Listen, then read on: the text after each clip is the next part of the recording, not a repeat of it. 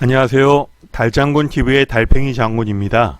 2021년도 이젠 얼마 남지 않았네요.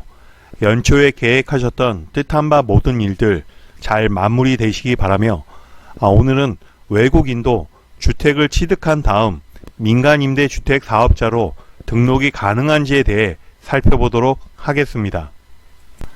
먼저 주택임대사업자에 대해 잠시 짚어보면 임대사업자, 말 그대로 세무서의 부동산 임대업을 주 목적으로 사업자 등록을 한 자를 말합니다. 이러한 임대사업자는 크게 상가, 사무실, 공장, 창고 등 수익성 부동산에 대한 일반 임대사업자와 주거시설인 단독 또는 공동주택 임대의 목적으로 하는 주택임대사업자로 분류가 됩니다. 주택임대사업은 부가가치세 부담에 있어서 면세사업에 해당되나 부부 합산 2주택 이상으로 월세를 받거나 3주택 이상 전세보증금에 대해서는 임대소득에 대한 과세가 부과됩니다.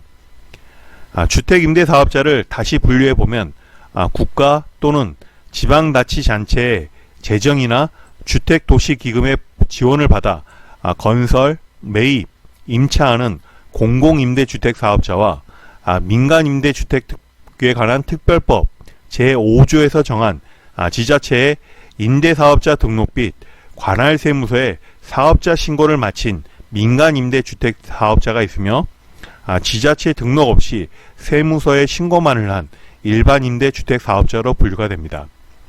오늘 주제는 가운데에 있는 민간임대주택 사업자에 대해 집중적으로 살펴보는 것이며 지자체 등록 및 세무서 신고를 모두 마친 자는 아파트 분양보다 임대 중심으로 사업을 시행하는 부영그룹의 사랑으로 아파트처럼 민간 건설 임대주택과 일반 부동산 투자자에 의한 민간 매입 임대주택으로 나눕니다.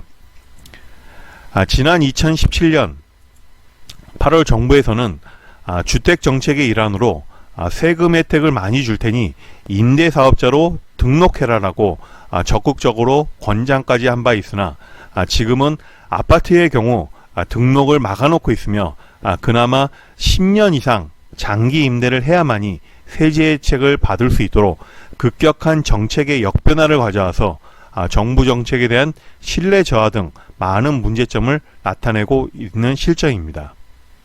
그리고 현재도 많은 이들이 민간임대주택 사업자에 대한 관심이 많은데요. 왜 그럴까요? 그건 각종 세제 혜택 등이 많이 주어지기 때문입니다.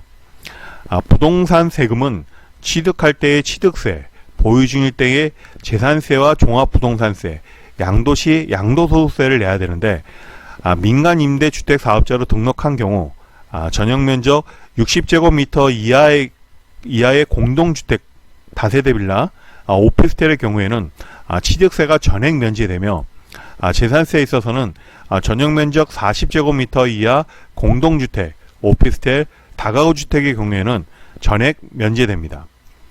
종합부동산세에 있어서는 다른 주택과 과세표준이 합산되지 않게 합산 배제가 가능하며 양도시 양도소득세에 있어서는 거주요건 필요 없이 장기보유 특별공제 70%가 적용됩니다. 이 외에도 임대소득에 대한 소득세 감면 등 부가적인 혜택도 있습니다. 이러한 세제 혜택은 무조건 10년 이상 임대하였다고 주지는 않겠죠. 까다로운 조건을 충족한 경우로서 각종 의무사항을 준수한 경우에만 주어지는데 주요 의무사항을 살펴보면 첫째, 민간임대주택특별법에서 정한 의무임대기간을 준수해야만 합니다. 임대기간을 준수하지 않는다면 주택 한 채당 과태료 3천만원이 부과되며 둘째, 임대주택의 임대료는 5% 이내로만 증액할 수 있습니다. 이 또한 준수하지 않는다면 주택 한 채당 과태료 3천만원이 부과됩니다. 셋째, 올해부터 시행되는 제도로서 임대보증금 보증보험 의무가입입니다. 매우 놀라운 것은 보증금에 대한 보험 미가입 시에는 과태료가 아닌 2년 이하의 징역 또는 2천만원 이하의 벌금이라는 형벌이 주어집니다. 즉 보험 가입 안 했다고 전과자가 될 수 있다는 말입니다. 이에 너무 가혹하다는 사회적 여론을 고려하여 정부에서는 법 개정을 통해 내년 1월부터는 보증보험 미가입자에 대해 보증금의 10% 이하로 과태료를 처분하는 것으로 변경될 예정이며, 보증금이 지역별 최우선 변제금 이하 시에는 보증 가입을 면제해 줄 예정입니다. 최우선 변제금이란 주택임대차 보호법에서 정한 사항으로 다른 담보물권자보다 우선하여 변제받을 수 있는 임차인의 권리로서 서울 지역은 5천만원까지, 광역시는 2,300만원까지, 기타 지역의 경우에는 2천만원까지입니다. 즉 서울의 부동산을 갖고 있는 임대사업자의 경우 보증금이 5천만원 이하인 경우에는 임대보증금 보험에 가입하지 않아도 처벌하지 않겠다는 것이죠. 여기서 잠시 보증제도라는 것은 경공매 또는 임대인의 변심 등으로 임차인이 제때 보증금을 돌려받지 못하는 경우 주택도시보증공사 일명 허그에서 임대인을 대신하여 금전을 지급하여 주는 보험제도로서 주택임대사업자를 위한 임대보증금 반환보험이 있으며, 일반 임대인과의 임차인 보호를 위한 전세보증금 반환보험이 있습니다. 전세보증금 반환보험의 경우 과거에는 임대인이 외국인일 경우 보험 가입 자체가 불가했으나 현재는 선순위 권리 등 요건을 충족하는 경우 보험 가입이 가능토록 변경되었습니다.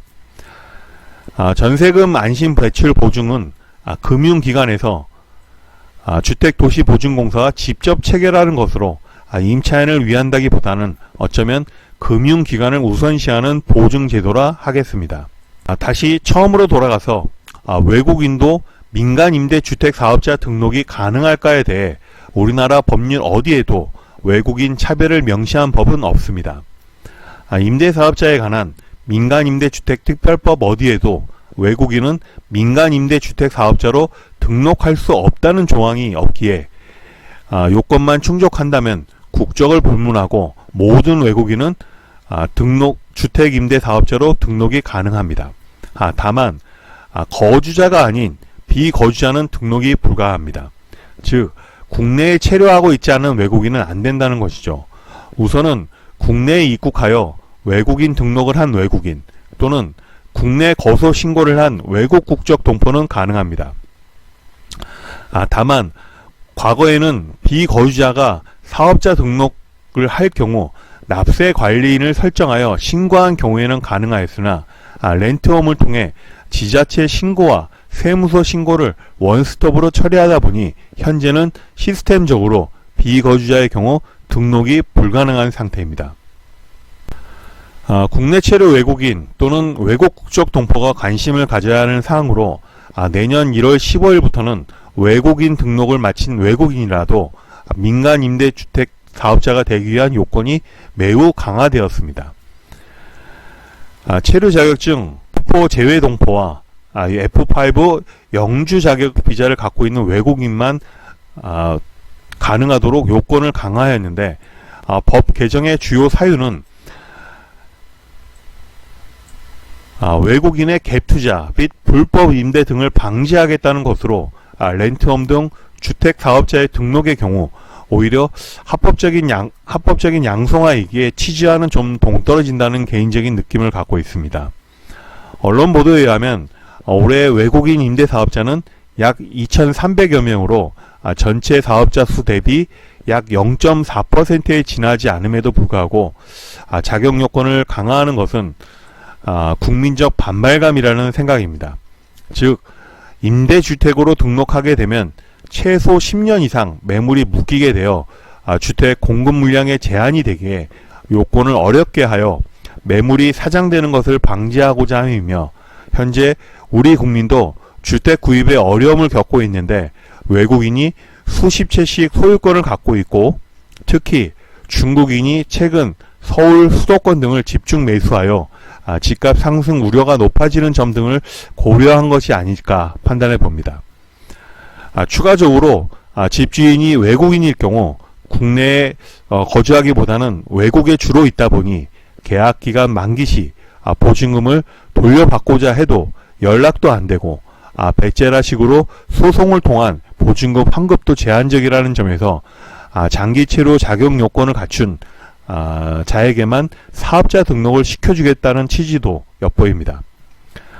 법 개정 사항을 자세히 살펴보면 F5 또는 F4 이외에도 무역 경영 또는 결혼 이민 비자 등의 경우 제한적으로 가능하다고 했는데 상세한 사항은 출입국 외국인청을 통해 확인하라고만 명시되어 있습니다. 문제는 출입국 외국인청은 법무부 소속이고 임대사업은 국토부 업무이기에 부서 간 핑퐁 게임으로 변질되어 재외동포와 영주 자격자 이외에는 사업자 등록이 정말이지 어렵지 않을까 판단해 봅니다. 추가적으로 해당 변경사항은 내년 1월 15일부터이나 이미 지난 10월 말부터 렌트원 및 각 지자체에서는 국토부 내부 지침을 통해 이미 등록 요건을 강화시켜 놓은 상태입니다. 지자체에서도 국토부 지시사항이다 보니 일부 외국인 민원 불만에도 불구하고 어쩔 수 없다고만 하는 황당한 상황인데요. 강화된 요건이라는 것이 크게 보면 3개의 기재사항을 추가하는 것으로서 국적 표기와 체류 기간입니다.